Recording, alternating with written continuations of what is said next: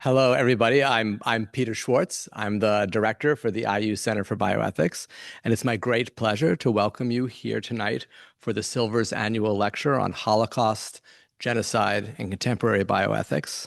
I'm going to say a few quick words now to welcome you and give a quick couple words about the series that we're here to be part of. And then I'll hand the microphone over to Dr. Jason Organ to introduce our speaker tonight, who we're very thrilled to have.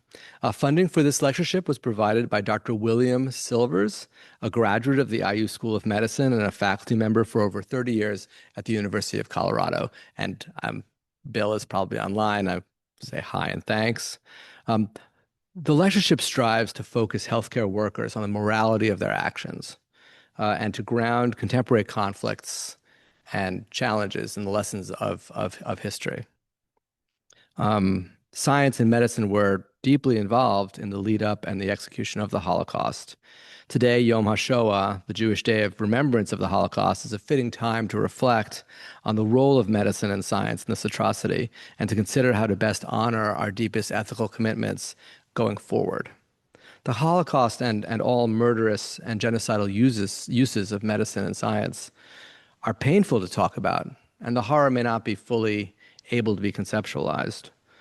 But reflection on them may also be essential to reminding ourselves of the importance of our action and our work and rededicating ourselves to a life of service along with science and medicine in the future. So again, thanks for being here, and I'll hand things over to Dr. Organ to introduce our speaker. Thank you.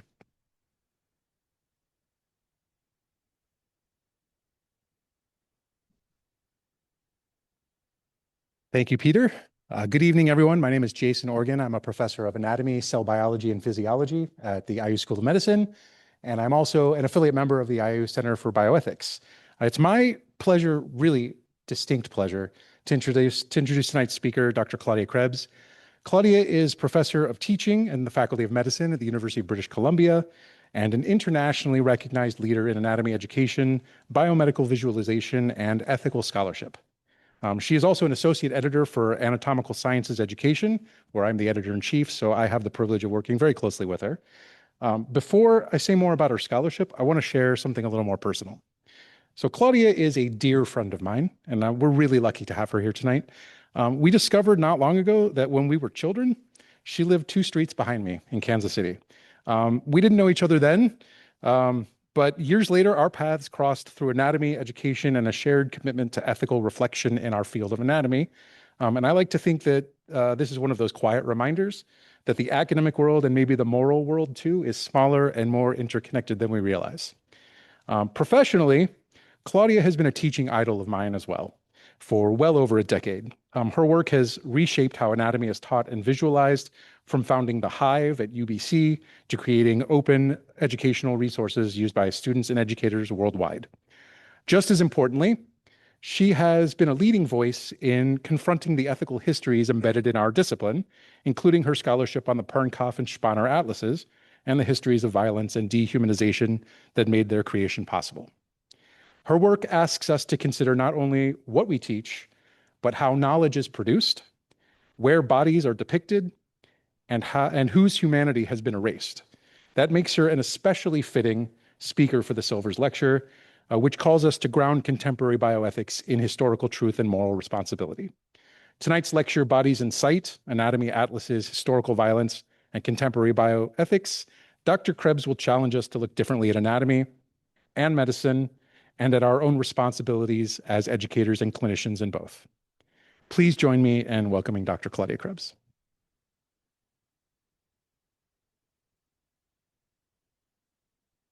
Thank you for being here.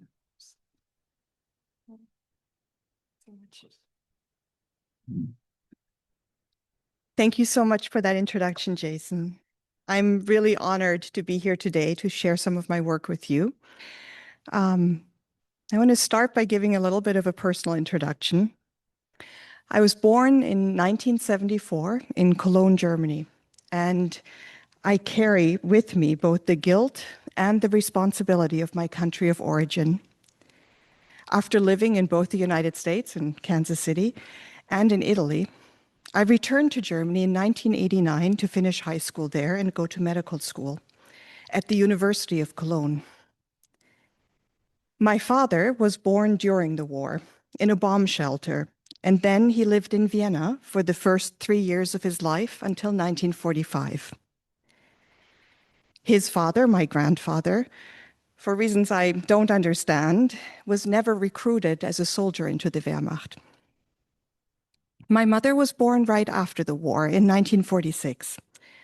Her father had been a soldier in the war, and after being severely injured and treated for his wounds in a hospital in Poland, he studied law and eventually became a judge. One of my mother's earliest memories is using old Nazi law books as toilet paper. Apparently, the paper was soft. I think it's important to understand my connection to this history, to this work, and to these places: Vienna, Poland, Cologne. These are all places we will revisit during this talk. My work is historical, and through my work as an anatomist, as someone who teaches biomedical visualization, through my own family, ties to history and place, it's deeply personal, as it is, I'm sure, for many of you. I came to this research during the pandemic while I was working on a lecture on the ethics of biomedical visualization. And I was very fortunate to build on the work of those who came before me. They've done tremendous work, and I stand on the shoulder of giants there. Folks like Howard Israel, Bill Zeidelman, Rabbi Pollack, David Williams, Herwig Czech, and my friend Sabine Hildebrand. They remain the true experts in this field. And my next few slides are going to build on their work. So I'm going to get right into it and start with the very well-known atlas, which was created in Vienna during the years that my father lived there, the Pernkopf Atlas. So the Pernkopf Atlas was published between 1937 and 1957 in 4 volumes. And that picture that you see there is the Pernkopf Atlas as taken out of the UBC library and standing in my office. And every year I call the library and I'm like, yes, I still need it. So I can't give it back to the library yet. I'm still working on this. And they're like, okay, just let us know when you're done. So who was Eduard Pernkopf? And I'm sure many of you know this, but he trained in Vienna, and he was mentored by Hochstetter, who was the department head before him. He had always been a strong nationalist, and he joined the student union for Fraternity Alemannia. He joined the Nazi Party in 1933, and it should be noted that the Nazi Party was not allowed in Austria at the time. And at the same time, he signed the contract to create a new atlas. In 1934, he becomes department head. 1937, the first edition of his new atlas is printed. And then in 1938, the annexation of Austria. And Pernkopf was ready for this. He was head of department, and he came in his Nazi uniform the next day, and everybody pledged their allegiance, as you can see sort of in that photo at the bottom left there. He's then made dean of the Faculty of Medicine, and he dismissed about 80% of the faculty members who were Jewish. His career just kept on going really well for him. He became the rector of the university in 1943 and stayed in that post until the end of the war, when he was arrested and sent to a denazification camp. In 1948, he returns to Vienna and continues work on his atlas. And he doesn't have a formal appointment at the university anymore, and he's given lab space by a faculty member who returned. So this is a person who had been expelled from the university by Pernkopf because he was Jewish, returned to Vienna, and then this person gives Pernkopf space to work on his atlas, something I will never understand, but here we are. In 1955, Pernkopf dies. That's his death mask, and his obituary praises his love for music, his teaching, his research, not one single mention of his Nazi past. And that's pretty typical for how Austria dealt with the legacy of Nazism. For the atlas, about 1,000 bodies were brought from the prisons and the Gestapo execution site to the Vienna Anatomy Department. For the longest time, we thought that the death books, the ledgers with the names, had been lost. We now know that most of them survived. There's still one volume missing. They've been found in Vienna. And so Herwig Czech and Sabine Hildebrandt are now going to be busy evaluating those. I guess the point being, during this time, executions went up significantly, which meant that Pernkopf had a lot of material to draw from to create his atlas. His illustrators were also aligned politically. Lepier, who had this habit of signing his name into the word Vienna or Wien with a swastika. Franz Batke, who in 1944 thought it would be particularly clever to sign with an SS rune. Just a reminder, that's what an SS rune looks like. And it's not a coincidence that he, as an illustrator who was very talented, as you can see in his self-portrait there, would choose to write the number 4 that way. The other illustrators, Ludwig Schrott and Entresser, were also involved. Entresser also had 2 S's in his name, so he could also make little SS runes. So Pernkopf was working with very talented illustrators who were politically aligned. They had a lot of bodies coming to the anatomy department. The bodies were young because they were the bodies of the executed. And so these would be people who were politically active or had bought something on the black market or listened to the BBC. The workflow of creating the atlas, and this is a publication Sabine and I had a year or so ago, was profoundly dehumanizing. When you look at the realism of these plates, you would think that one plate is one person, but in fact it is an amalgamation of about 4 bodies, 4 or 5 bodies that they would dissect, and then because Pernkopf would come in and on these watercolors just go with pencil or pen and say, no, this is not good. And then the illustrators would have to start from scratch again. And so they would do a lot of dissections. And the reason they were able to do this is because there were so many bodies available. In fact, this has been sort of documented, the number of bodies that are available. During this time, you can see in all these graphs how the numbers go up. And in the case there of the gentleman with the beard, you can see his body was kept until well after the war, which was also typical for many of these places.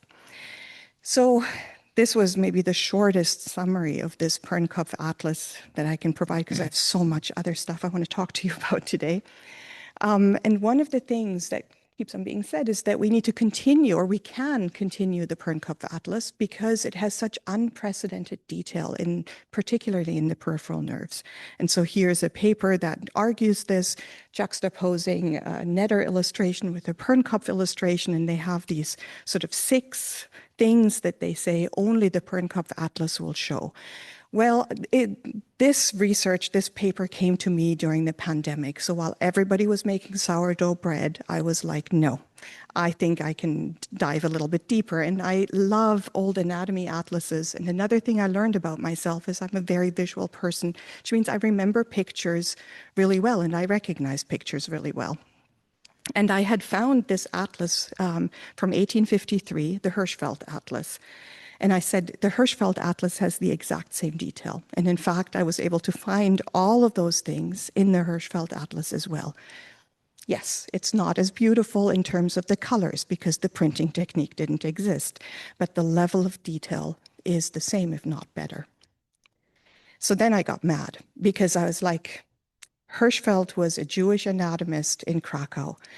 We know that the Vienna Library had his atlas. We are pretty sure Pernkopf looked at it. And Pernkopf would have been quite motivated to erase this legacy. And by us justifying that it's still okay to use the Pernkopf Atlas because of this unprecedented detail, we're letting him win, and I'm not going to let that happen. So everyone, these images from the Hirschfeld Atlas are freely available. They're free of copyright. You can just download them. Okay, so now we're looking at where has this Pernkopf Atlas gone, right? Like where does it live in our anatomical visual culture, and how has it informed our view onto the human body, what I call it now, our anatomical gaze. So again, a very visual person who recognizes images easily. Now I see these images everywhere. This is the cover of the Sabata Atlas, and I see this picture, and it looks modern. It looks computer generated, which it is. It's probably created with Adobe Illustrator or Photoshop or something. But I'm like, that is not an original. That is a copy. And here you go. You can see it is a complete one-to-one tracing from the Pernkopf Atlas.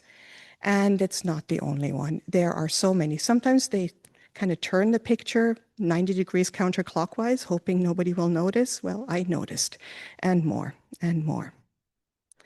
This one is particularly interesting. So here you have the Sabata Atlas from 2018, and they inserted the Pernkopf heart into their illustration. Here's another example where they just took this Pernkopf heart and put it onto the Sabata illustration. It's like they lifted it and inserted it in there. And then I thought, well, what was the original Sabata illustration like before they put the Pernkopf heart in there? So I went back to my old atlases and I found the original illustration, probably from the 80s or something, my atlas that I learned with as a student. And I really like that image because it's didactically really sound, right? Like you can see the innervation of the heart, and then they changed it to this one with like the Pernkopf heart, and it's super confusing because all of these small vessels, and I can't even see the innervation of the heart anymore. And just in case you were wondering, yes, it's a one-to-one tracing, right? So these images proliferate everywhere. I was preparing a lecture here for midwifery, I think it was, and I pulled up this image from Gray's Anatomy for Students. And then I looked at it and I'm like, I know that abdomen because it's the Pernkopf abdomen. And again, it was traced one-to-one. This one broke me a little bit, I have to say, because Wayne Vogel is one of the authors of Gray's Anatomy. He's a friend, he's my mentor, he's my colleague in my department. So I went out and I got myself a little bottle of whiskey, had a stiff drink that night. And the next day I went to Wayne and I said, listen, we need to talk. And I showed this to him. He was absolutely devastated. They changed the image immediately. Like he called the publisher, they called the illustrators, they changed the online version. Like I think within 4 weeks it was exchanged. And now in the new edition, it's also changed. So these are the one-to-one tracings. And I have more examples. I just showed you a little selection here. Then there are sort of the influences of the Pernkopf Atlas on how we look at anatomy, our anatomical gaze. Pernkopf had a unique way of positioning the bodies. And the reason for that, as I've now learned, is twofold. One, he had so many bodies, so he could experiment and do different things. And the other part of it was that the illustrators were quite talented, so they could position bodies in unique positions that are very difficult to illustrate and then show that they could do it in that perspective. So it was a little bit of a flex from the illustrators to say, you know, this is how good we are. So here's an example of how that gaze has influenced how we look at anatomy today. On the left-hand side there, you see a picture from the Netter Atlas, and then here on the right-hand side, the two panels from the Pernkopf Atlas that this is clearly inspired by, right? So I'm pretty sure that Netter had the Pernkopf Atlas open on his desk as he was making these illustrations. And here's another example from the Pernkopf Atlas. This one is just flipped, right? You can see that all the words here of the leader lines from the Pernkopf Atlas are mirrored because I had to flip the image to show you that they're the same. So a lot of these illustrations continue living in our anatomical visual culture. And they appear in research papers as well. So here's one by Shane Tubbs on the greater petrosal nerve. And this one, I'll admit, I found through a reverse Google search. So I was uploading a couple of Pernkopf pictures into reverse Google to see where they are. And this popped up because this is a direct copy from the Pernkopf Atlas. And in fact, all of the illustrations in this paper are direct copies from the Pernkopf Atlas. now I'm a little bit like, once I found something, I can't let my little chew toy go, right? Like I'm actually committed now. And so I went and looked deeper into the journal Clinical Anatomy, where this was published and where Shane Tubbs is the editor-in-chief. And I found many, many cover images like this one. And it looks innocent. It looks like a pencil drawing. It doesn't look like a Pernkopf drawing. It doesn't look like it was made in the 1940s by Nazis, until you have my brain that can recognize the pictures. And I'm like, no, that's another one. And there it is, right? And in case you were wondering, yeah, it's a one-to-one tracing from the Pernkopf picture. And there are many more of these cover pictures from Clinical Anatomy. So that was my pandemic, right? Like finding all of these pictures and calling people out on it. And there's been an impact of this. So I really want to share this with you, that the work does have consequences. So in this case, in 2025, Jason and others went to Wiley and said, listen, your journal is printing Nazi pictures on the cover. That has to stop. And they've all been taken down and sort of replaced by our Vitruvius Man there. And Elsevier included a foreword in the Sobota Atlas acknowledging that the atlas contains Pernkopf tracings, and justifying it by saying that this is, these are such unique pictures and they still have huge pedagogical value. And I disagree with that, but I do understand where that viewpoint comes from. So that was sort of the work that I did on the legacy and the impact of these Pernkopf pictures. And then at this point, I'm working very closely with the UBC library, and I said, we have to flag the Pernkopf Atlas, and because I'm finding all of these tracings, what I'll do is I'll go through the anatomy atlases that are in the UBC library, and if they contain a Pernkopf picture, we can put a note into the catalog to just let people know, so that there's transparency in what they're looking at. And they were very happy about that, and we've been working together on this. And then Sabine calls me and says, listen, Claudia, since you're doing this work, there's this old atlas, Spalterholz, and he published it in the 19th century, early 20th century, but there are two post-war editions, and I think the post-war editions also contain a Pernkopf picture. And I'm like, sure, I'll go get the post-war edition from the library. Okay, so let me introduce you to Spalterholz. Spalterholz is that gentleman there, lived from he published his atlas from 1895 to 1903. He also had the privilege of working with some fantastic illustrators. I actually really love the art style of the old Spalterholz atlas. I find it's very dynamic, very evocative. It's not in color because that printing technique didn't exist in the same way. And I'm not the only one who thought that was evocative. In fact, it immediately got copied by other people, right? Like these images, and it gets copied today still, right? So just as a reminder, that's the original Spalterholz, and you can see Netter copied it, the Sobota Atlas copies it, right? Like this has had an impact. But that's not what I want to talk to you about. I want to talk to you about the post-war edition of this atlas, because what happened to the original atlas plates, the one that's in the middle there, the original plates from the Spalterholz atlas, is they were destroyed in the bombing of Dresden. And so all of the original plates are gone.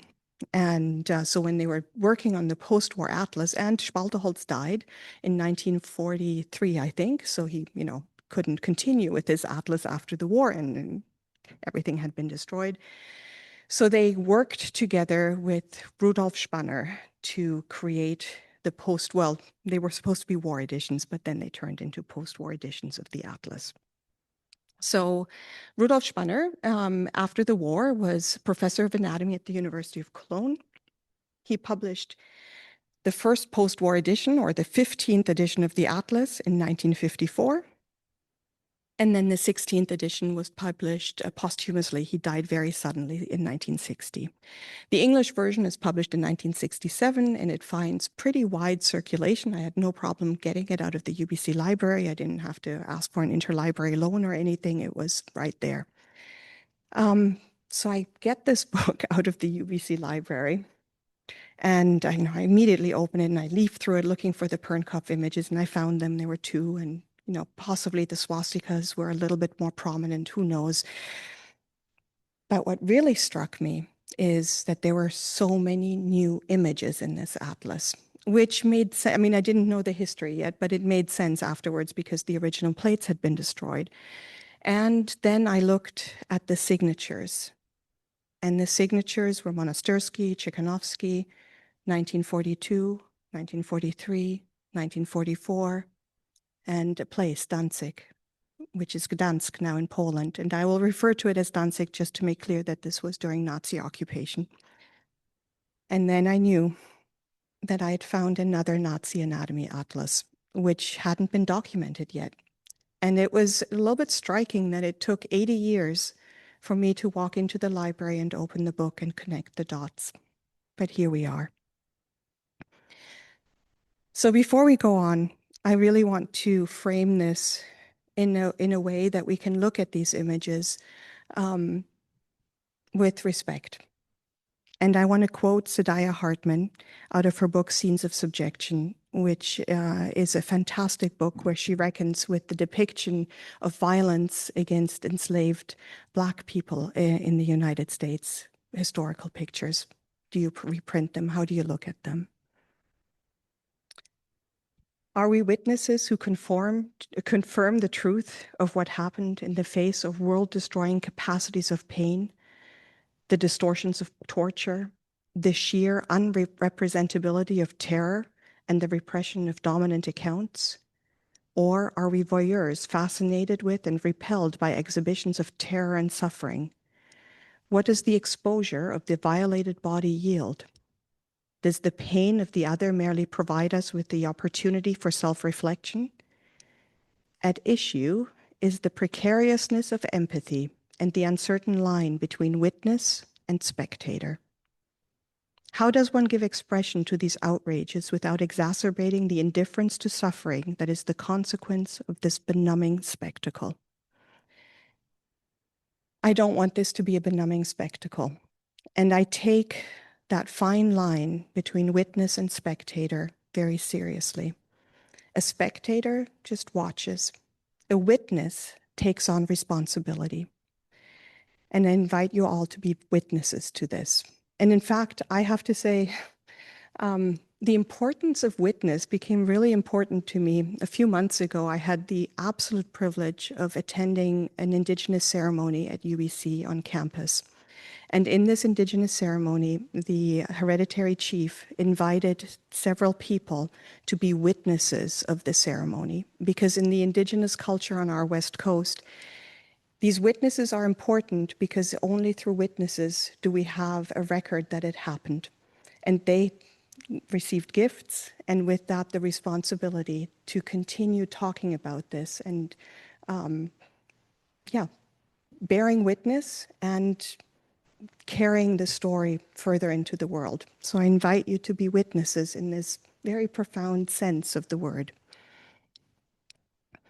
All right, so who was Rudolf Spanner, who, got the mandate to continue the Spalterholz Atlas? Now, I really liked Spalterholz, right? Like, he got in trouble with his department head because he was hanging out with artists more than he was hanging out in the anatomy lab, wasn't teaching enough. And I was like, I hear you, I hear you.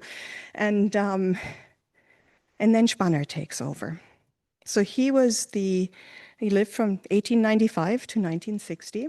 And he became the director of the Anatomy Institute in Danzig between 1939 and 1945. So at that time, the Anatomy Institute didn't exist yet, but the Nazis knew that after the invasion of Poland, they needed to educate a lot of physicians there to make sure that they had frontline physicians who could deal with the injuries that, of course, the war would yield. He joined the party early in 1933, and that was quite typical for physicians to join the party early. They were the group that joined earliest and the highest proportion of any profession to join the party. And he was tasked with establishing this anatomy department. He needed to procure bodies, organize teaching, all of that. I looked through all 1,630 images in the 1967 English 16th edition. And I've since looked at the original German versions as well from 1954. And I found all of these new illustrations. And in over 100 illustrations, there were details on who is depicted. And the illustrations, as I mentioned, were signed by Monastersky, Tchaikovsky, Löwens, Tuchinski.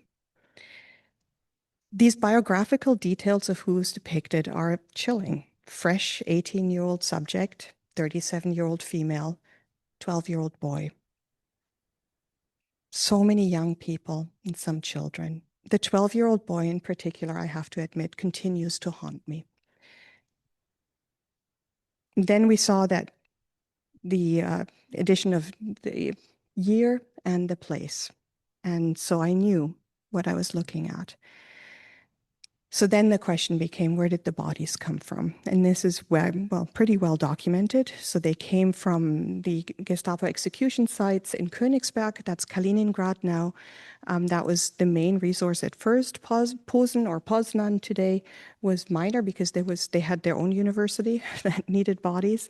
And then later there was an execution site in Danzig as well. The Danzig prison supplied bodies, as did the Stutthof concentration camp. And a huge proportion of bodies came from the Konrad Stein Psychiatric Institution, probably victim, of their patient murder program, which they falsely called euthanasia, but it was really a murder program. We found some corroborating evidence for this. So this is a letter that Sabine photographed, which was written by Spanner's wife after the war, where she's trying to justify and say, how hard they had it. And she writes, and this is my translation, we had no Russian bodies due to the risk of infection, no concentration camp prisoners. That's not quite true. Our main supply was from the Konrad Stein Psychiatric Hospital, as well as Königsberg, and then later the Danzig execution site. So we had information about who is depicted. We knew where the bodies came from, and we had the lists of the people. So we then went, and I did this work with 3 fantastic fourth-year medical students who are all in their residency programs now, Katerina, Manjot, and Ivica. And we cataloged all of the illustrations and the demographics that were in there. And then we looked at the ledger lists of bodies that had been brought to the Anatomy Institute, and then cross-referenced that with the execution sites, with the death books, etc., and looked in the archives, the Arlson archives, the U.S. Holocaust Memorial Museum, the Nuremberg archives out of Stanford, as well as the Yad Vashem Shoah Names database. And then we cross-referenced everything to likely matches. So here's an example, a 33-year-old male. We had the year in the illustration, and then we looked at the list of bodies that had been brought there. There were 2 33-year-old males, but one had been executed in 1942 and the other one in 1944. And since the illustration was made in 1943, we knew it was the one that had been executed in 1942. So that's how we were able to identify some of the people in these illustrations. So I'll be giving you the names of those people we've identified. And this is actually a picture that I took out of a book that I inherited from my great aunt, who was a contemporary. The rose exists before its name, and she has that in many of her books. The names of the people we've identified are important. They're part of their personhood, part of their story. But the biographical data that I share with you is what we were able to obtain from the archives. And this is the information that the Nazis wrote down about these people. No person can or should ever be reduced to an administrative entry made by a terror regime.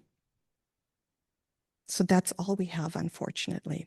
So I hope that you will understand that there's much more to these people than what I can tell you.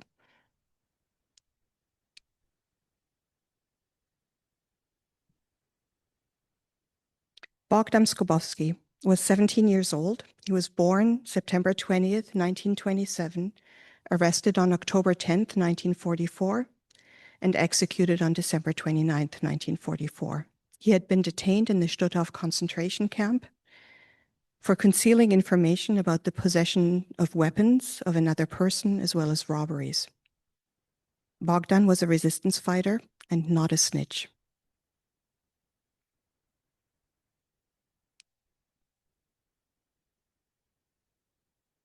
Alexander Hering, 69 years old. He was born July 15th, 1875, and he died September 14th, 1944, in the prison in Danzig.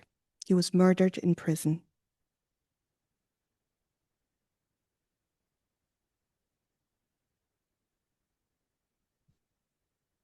Czeslaw Frimak was 18 years old. He was born February 21st, 1923, and he was executed July 4th, 1941, at the Danzig prison on Korkova Street. He had been scouting in Bruce and had been arrested for conspiracy activities. He was a resistance fighter.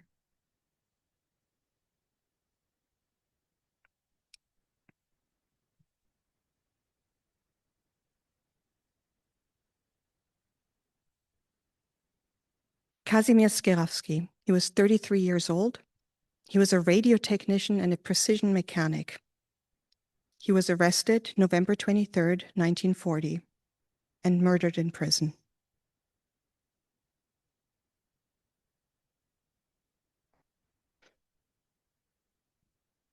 On May 19th, 1941, 30 Polish resistance fighters were shot by the Nazis in Bromberg. 2 days later, Spanner receives a letter requesting that he issue death certificates for each person individually. The death certificates were then issued in October and were all signed by Rudolf Spanner. At this time, Spanner was expanding the capacity of the Institute, and we have correspondence that he needed more bodies. Here are the 2 notices of the executions, 20 Poles in the top one, 10 Poles in the bottom one. And then I found like a picture of this special court in Bromberg, and I thought they'd at least have a room. It was just a courtyard where people were brought and sentenced to death. So we were pretty sure, since Spanner signed those death certificates, that all of those bodies had been brought to the Anatomy Institute, but we didn't have proof in that same sense. But we were, I'd say, 98% sure. Anyway, I found the missing 2%. So I was looking through the archives, and I found this testimony by one of the technicians in the Anatomy Institute, Sigmund Masur. And this is testimony that he gave to the commission investigating NS crimes in Poland on May 12th, 1945, right after the war. And he confirms we also received a transport of 30 Poles who had been shot in Bromberg. So we know that those bodies were brought there. Alexander Gasowski, he was 35 years old, was born March 17th, 1906, and executed on May 19th, 1941. He was a technical draftsman and an illustrator. He was married to Stefania Marta, and he was a resistance fighter.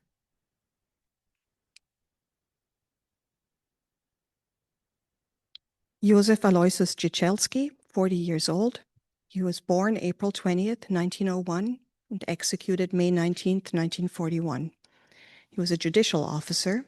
He was married to Magdalene, and he was a resistance fighter.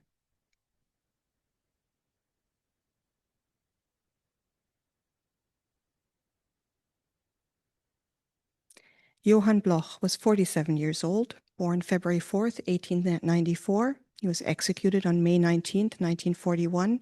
He owned a pub and was married to Leocadia. And then Stanislav Josef Lewinsky was 47 years old as well, born January 21st, 1894, and executed May 19th, 1941. He was a police officer and married to Zoya.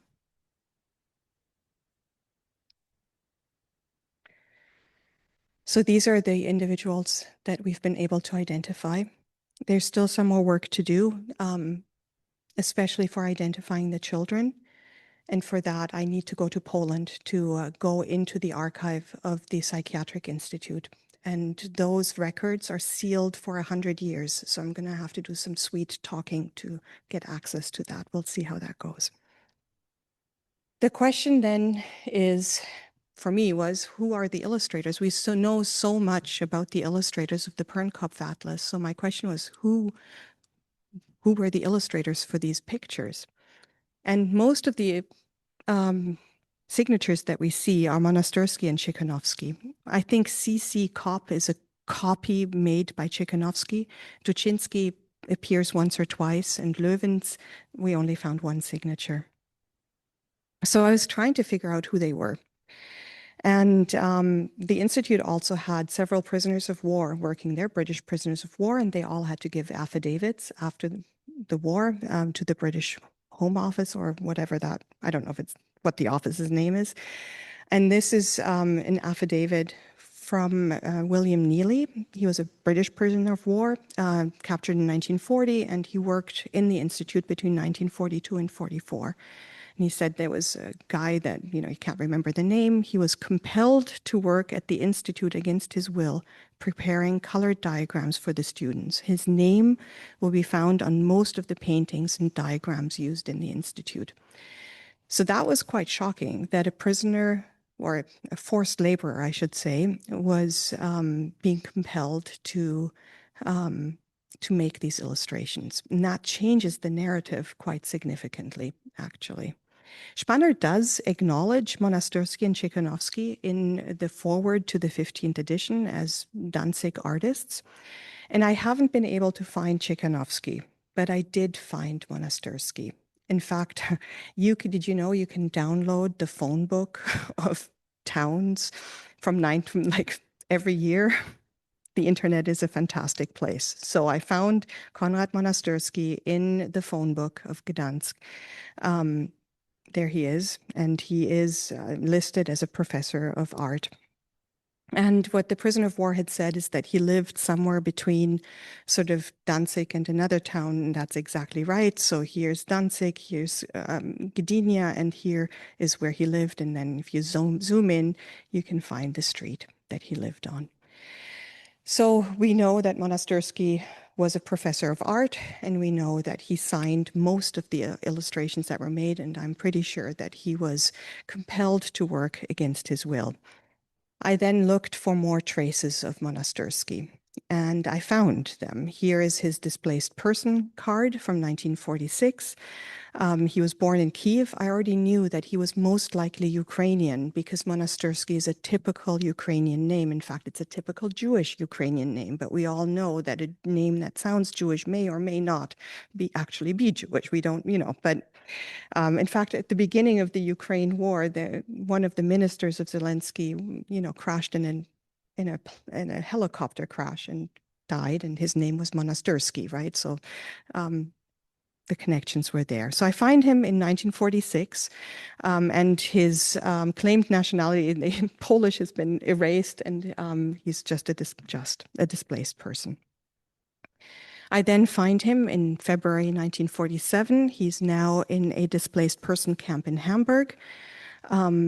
And this one was kind of interesting. So I'd found this in the Arlson archives as I was looking for his name.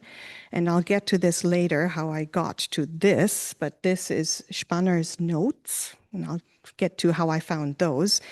And there's a lot of stuff happening on this cover of a notebook here. And one of the things, as you can see at the top there, and I'll just blow it up for you a little bit, is it says K von Monastyrsky, and then it says Funkturmlager 1115. And I'm like, what is this? I had forgotten about the card and everything. Like, what? This is after the war because the other notes are post-war notes.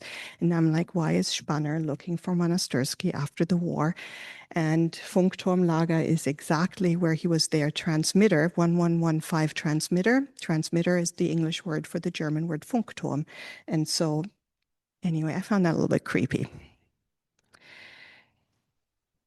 We then continue seeing him until 1948, and then I lose archival track of him. So he was an old man by 1948, so he might have passed away, and I haven't looked for his death certificate yet. I did find a couple of Monastyrskys in the Hamburg phone book, and honestly, I just haven't had the courage to cold call them and say, hi, is Konrad somebody you know? I still need to do that.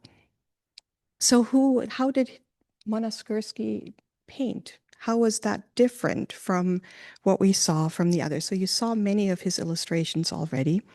I want to show you this one. This one is, again, it's a haunting illustration. It's of a 31-year-old man. And when I show you the picture, you're going to be surprised that this man is 31 years old. He looks no older than 18. He's an emaciated young man. He's circumcised. And for me, that indicates that he was most likely brought in from the concentration camp, from the Stutthof concentration camp. Look at how Monastirski painted this young man's face. It's absolutely beautiful. It's expressionist. It's not fascist or Nazi art, right? He's bringing a lot of emotion in there. He's not making a perfect portrait where you can see every pore like the Pernkopf illustrators would have done. He's showing us how sad this 31-year-old man is. And for me, and I'm projecting here, I feel like that's an act of resistance by Monastirski as he's being compelled to make these illustrations. So here's the original illustration that I took this photo from. And I'll get to how I got that original illustration in just a minute. So here we are. We're looking at this atlas. We know that these were victims of Nazi crimes who are being illustrated. We know Spanner was a huge Nazi. We know the illustrators, at least Monastirski, was being compelled to work against his will as a forced laborer. So then the question is, what happened to Spanner after the war? And I haven't gotten into the details of all the horrible things that Spanner also did. He leaves Danzig by car in January 1945. And it should be noted, you were not allowed to leave the Eastern Front in January 1945 because it would have been abandoning whatever, the idea of, I don't know, a war that was already lost. But he was able to leave. And then he works in northern Germany as a medical doctor, as many of these people did. They just went and renewed their medical license and worked as GPs, I guess. He has evidence against him entered in the Nuremberg trials, but the charges were dropped. And we can talk about what those charges were afterwards. It just opens a whole new can of worms that would overwhelm this talk. And in December 1948, he gets a class 5 denazification. And in the German vernacular after the war, that was called a Persilschein. Persil is like Tide, the most famous detergent for clothing, makes everything very white and pure. And yeah, so he was fully exonerated. There were 5 classes of denazification. Class 1 would be major offenders. They didn't get denazified. And then class 5 was fully exonerated. So this guy got fully exonerated. He then works as a prosector and then becomes a full professor of anatomy in Cologne. That's where I studied medicine. He becomes the director of the Anatomy Institute. The Anatomy Institute I did my research in. And so I was like, okay. And then he dies suddenly in 1960. And I know the people of Cologne. They will empty his office, put the stuff into a box, and put the box into a cupboard. And so I called the head of the department and said, or I emailed him, and I said, hi, my name's Claudia. I studied in Cologne. I'm now doing this research about this guy. Here's the Lancet article and all of these things. And yeah, so I think you have a box with his things. And he emails me, we're pretty sure we don't have a box. And I said, no, I'm pretty sure you do have a box. And he's like, well, I wouldn't even know where the box would be. I said, well, do you have some? I said, I did my grad work in your department. I know there's many rooms with many boxes, and I'm sure one of those boxes is the box I'm looking for. And he's like, we don't have time to look for your box. I said, but could you pretty please look for the box? They didn't have time. So I went to Cologne last November. And they knew I was coming. They were super friendly. They said, you have access to everything. They paired me with a technician who had like a bundle of all the keys to all the cupboards, all the rooms. And guess what I found? I found the box. 2 boxes, actually. And these are the notes, all the notes for the atlas. It was a lot to take in. So I photographed some of it. They said that, and a lot of it needs proper archival work. Some of the pages had gotten wet and are glued to each other. And these notes are Spalteholz's original notes from the 19th century. And then Spanner's notes on top of that. What you see there, the manuscript, for the third volume, he actually put in there, he finished it in the most difficult of times on Sunday, January 21st, 1945 at 2 p.m. It's like, good for you. Also, those were not the most difficult of times, and you didn't have it very hard. Let's be clear here. And then I found, and it's interesting, like before I went, I was like talking with my team and they said, well, video game logic has it that these things will glow and you will find them. And I'm like, sure, only real life is not like that. But then when I was in that room, it's true, these things do kind of call for you. Like, I don't know what it is, but there's a pull to these boxes. There were many boxes, and I was like, I want to open that box. And then I went, and there were a lot of binders, and I'm like, I wonder what this binder is. And I opened it, and it was photographs of all the pictures from the atlas. And I'm like, oh my goodness. And then the technician who was with me is like, oh, this is what you're looking for? And I'm like, yeah, I'm looking for these pictures. She's like, oh, I know where the originals are. I'm like, you got to be kidding me. And she's like, I think we threw many of them away. And I'm like, oh, please no. She's like, 10 years ago, we did a big cleanup and we threw a lot of them away. But the rest are still there. And so we went downstairs in the basement, and in one room they weren't there. And she's like, you know what? I think they're in the prosector lab. Now, this is a wet lab where anatomical specimens are made. And in the corner was this red bucket with these big canvases. And those were all of the original illustrations that survived. They were huge, right? Like, look at how big those illustrations were. And there's the atlas picture that corresponds to that, and signed by Monastersky, of course. Now, it's good to have family, and it's great to have talented family, because my sister is a professional photographer. So the next day, instead of going to the museum and having coffee with me, she spent the whole day with me photographing all of these canvases and archiving them in photographic forms that we would have that record of those. One of the things that was really interesting looking at these originals, one was sort of seeing the brush strokes. It was quite emotional, especially that portrait that I showed you of the young man. And then as I was working on it with the students, we were pretty sure that some of the signatures were hidden in sort of the shading at the sides. And I'm pretty sure there's a signature up there, and those are easier to see when you have the originals to work with. And then there were like notes all around sort of the space around the illustrations, with instructions for the publisher on how to publish them in the atlas, and some further biographic information for at least one of the subjects that are illustrated there. So again, I want to remind you that the rose exists before its name, and as the archivist, as the sort of historian looking at this now, I'm only looking at a paper trail, right? But we have to remember the full lives that exist behind these pictures. And again, in the words of Sadiya Hartman, to take this responsibility as witnesses quite seriously and never let any of this become a benumbing spectacle. And so I want to leave you with these 4 canvases here by Gerhard Richter. They're his Birkenau pictures. And I've been thinking a lot about these and reading a lot about these. So Gerhard Richter is one of the biggest contemporary artists. And there were 4 photographs taken by a prisoner in Birkenau that he smuggled out to the Polish resistance. And they are the only photographs that we know of that were taken by a prisoner in the concentration camp. They're piles of bodies, women getting undressed before they go into the gas chamber. And so in these pictures here, Richter traced those photographs onto the canvases. And it reminded me of the tracings of all the Pernkopf images, right? And then Richter knew this was not the right way to do this. You can't, it would become a benumbing spectacle.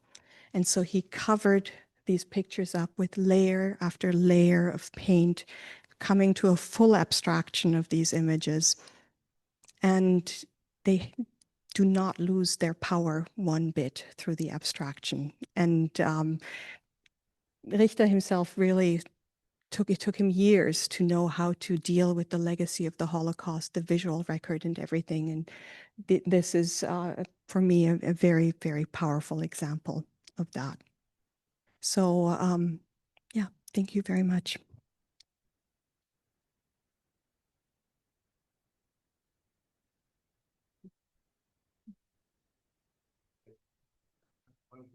Sure.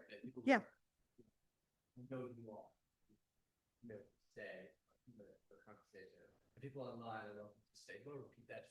Yeah, absolutely. So for those of you who want to stay, please do. I'm going to open the chat here. Sorry. Yeah, and I can now see any, yeah, go ahead. Yeah. Right here. Wonderful. That was so fascinating. Thank you so much. Yeah. I really enjoyed everything that you had to share. And I was really struck by, in the very beginning, you were talking about the work that you did to have the images taken out of journals. And as you were talking about that very good work that you did, I couldn't help but think about how AI is going to proliferate the Pernkopf Atlas and these other Nazi anatomical atlases, because they have access to everything that has been on the internet, and then they generate images. And I just start to wonder how these images will just proliferate throughout history and what we'll be able to do about it, if anything. It's already happening. So the specter of AI is here. I read your mind. So where do the images that the eye is trained from come from, right? So this is just me doing a Google image search for Pernkopf images, and they're all right there, right? It's not like they're firewalled or inaccessible. They're all over the internet. And so when we know this, oh, I have it twice, sorry. There's a couple of papers that have looked at this. And so this one was interesting. It was looking at Midjourney for aesthetic surgery applications. Like, could you use that? And it was actually Sabine who alerted me to this paper. And then this one here, it's a paper that we actually wrote a response to, because this isn't a great way to generate new anatomical images. Okay, you guys ready to see what Midjourney produced for the aesthetic surgery paper? Okay, so right there on the right-hand side is what Midjourney produced. And you can tell, I mean, I put some Pernkopf images to the left there, just to show you how they're aesthetically not the same, but similar. Clearly, information is taken from one and transferred to the other. So yeah, as we're using AI to create anatomical images, it is being trained on these Nazi images. And the legacy of these images in our visual culture is here, right? And we need to start really reckoning with that and dealing with that. What does it mean for us to be looking at these images? How does it distort our view of the human body? I don't have an answer. I just have the questions for now. I'll take that down because that's really creepy. Questions online, please send them to Seamus. Anybody here? Jane, I thought Jane, sure, Jane would have a question. Thank you so much for that research. I hope it's going to be a book. Yeah, I've been told in your to write spare a book. time, I've or started, but it's slow Yeah. going. So I've been affiliated with the Indiana Medical History Museum for a number of years. And one of the things that the museum has tried to do in the last decade is to rehumanize specimens of human brains. The museum is housed in the old pathology building of Central State Insane Asylum of Indiana, which was established in the mid-19th century and didn't even close until the 1970s, quite remarkably. Yeah. But finding the people attached to those brains was quite a project, although I think not nearly as complicated as your project. And I'm just so struck by what happens in the eras before informed consent and before people can say yes or no, you can't use these things for that purpose. Obviously, we've got a far harsher situation in the Holocaust, right, with people who had no control over their, bodily history or disposition or any of that. But it's striking how similar these situations are, where we don't have informed consent and where we feel now obliged to rehumanize the specimens. Yeah, I like that you say rehumanize, because the root of the problem is a profound dehumanization, whether it is because they were, considered to be, I'm sorry to say it, racially inferior as Slavic people were by the Nazis, Jewish people, and, many people. It's the dehumanization that starts it. And we can do the same with people, in psychiatric institutions, people who live with addictions. Like, we can dehumanize and other pretty quickly, right? And take away their rights. And once you do that, then a person becomes an object of study. And it's so clear here in these anatomy illustrations, the objectification, the dehumanization. They were raw material, not people. And there's a risk for all of us, right? Spanner came into an environment where he had the opportunity. He was tapped by a publisher to do this work. He had so many bodies. He had this forced labor who was an illustrator who made the illustrations for him. It's almost like, of course, he seized the opportunity to further his career, but in the process, completely lost touch with what it means to be human, right? And I think we're all susceptible, right? Unless we have very clear ideas on how to prevent something like that. And for me, telling these stories and thinking about them is really a way to remind all of us that it starts with the othering, it starts with the dehumanization, it starts with taking away rights, and then everything else follows. Yeah. I was wondering how the book publishers or the journals have dealt with the issue of plagiarism and the recopying of these images. Have they just basically ignored it? And is there anything they're doing about it? Because I think one of the major areas that occur in scientific misconduct is image manipulation or image copying from paper to paper, blot to blot. And Yeah. this is very similar to that. Yeah, so interestingly, there is no copyright concern because the Pernkopf Atlas belonged to Elsevier. They bought up the publisher Urban Schwarzenberg, who had initially published it. And the Sabata Atlas also belongs to Elsevier.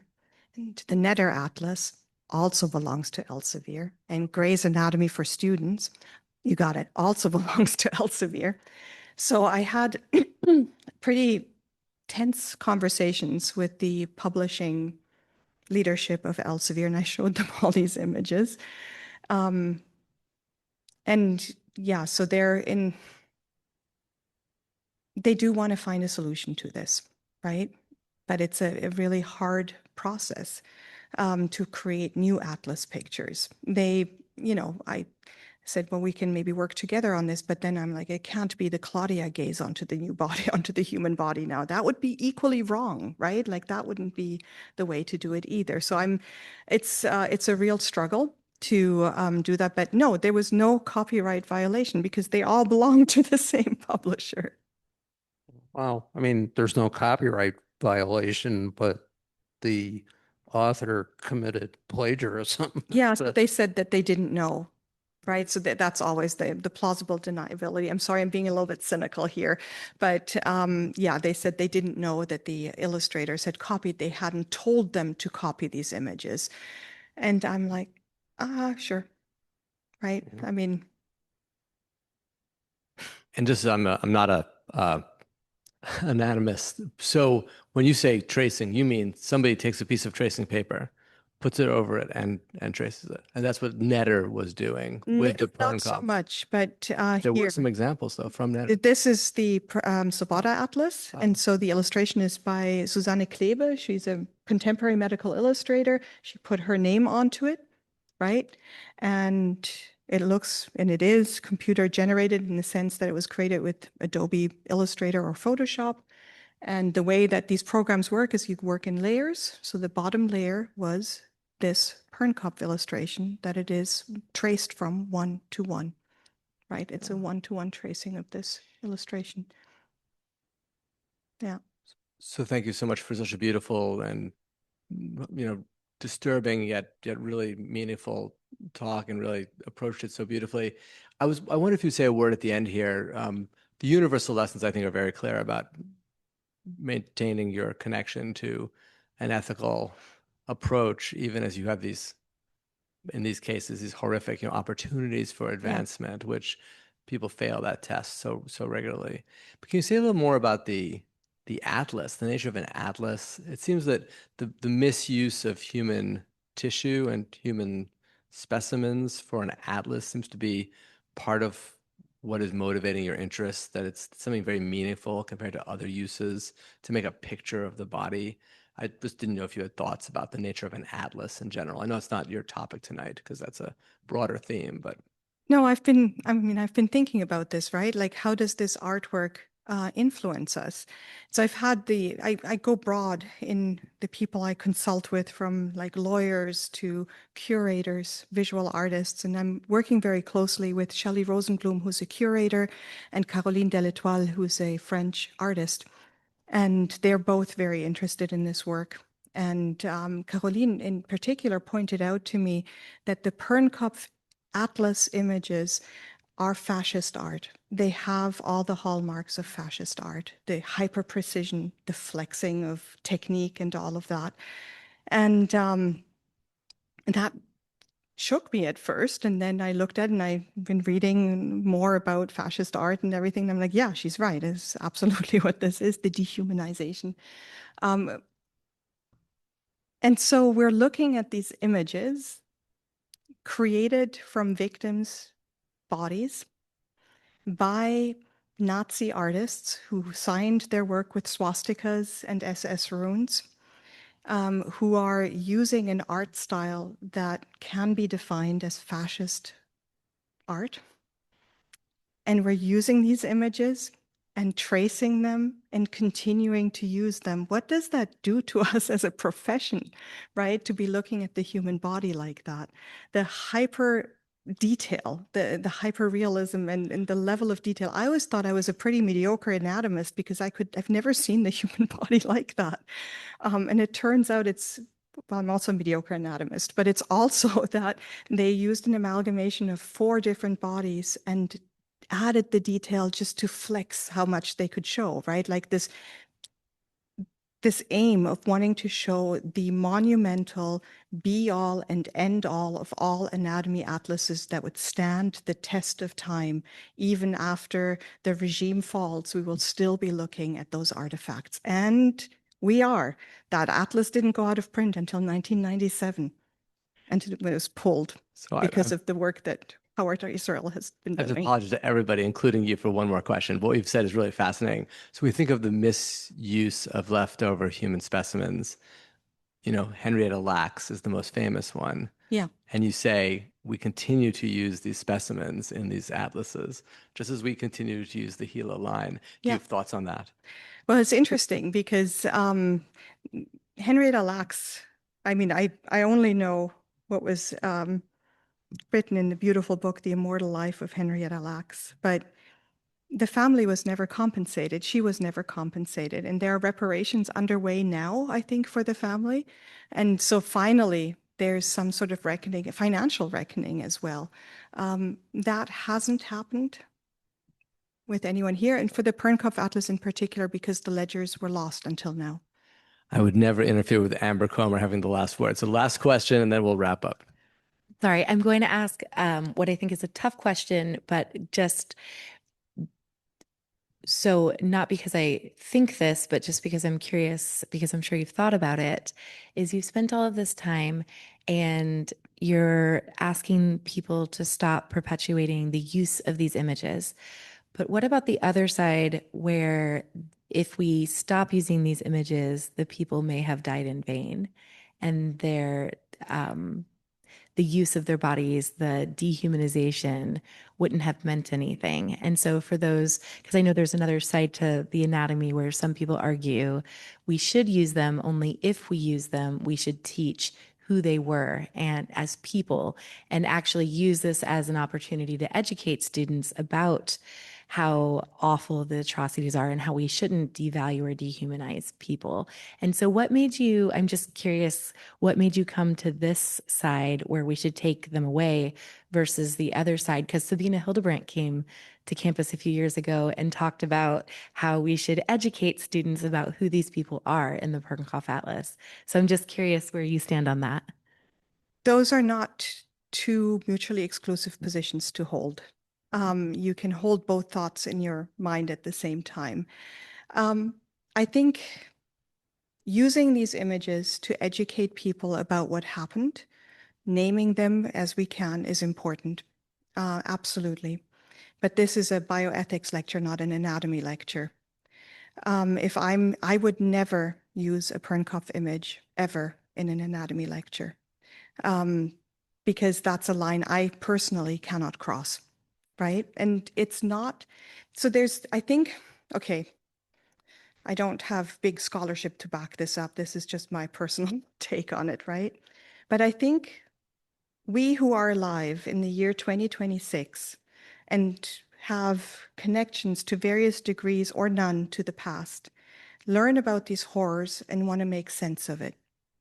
And then we look at these images and say, well, at least that person didn't die in vain because their image is here.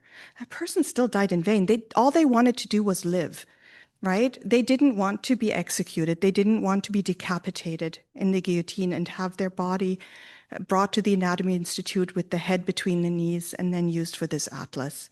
That's what happened, right? Those resistance fighters who were shot on May 19th, 1941 in Bromberg, they wanted to save Poland and fight against the German and Nazi invasion. They didn't want to be in an atlas. So for me, honoring their life means talking about what happened to them and then also honoring that they did not consent to this. All that he wanted to do was go back to his pub and his wife, right? He didn't want to be in an anatomy atlas. And I think that by telling these stories, that becomes quite clear, right? And so I think we as survivors are trying to put sense and assign a virtue to folks who all they wanted to do was live their life, right? And so how is it our job now to assign some sort of higher purpose to them? I don't think it is. But again, this is just, I don't have any big philosopher or anything to back me up here. That's just me. I think it's a perfect note to end with those open questions. I think that's the nature of this kind of conversation. So thank you so much, Professor Krebs. Yeah, thanks.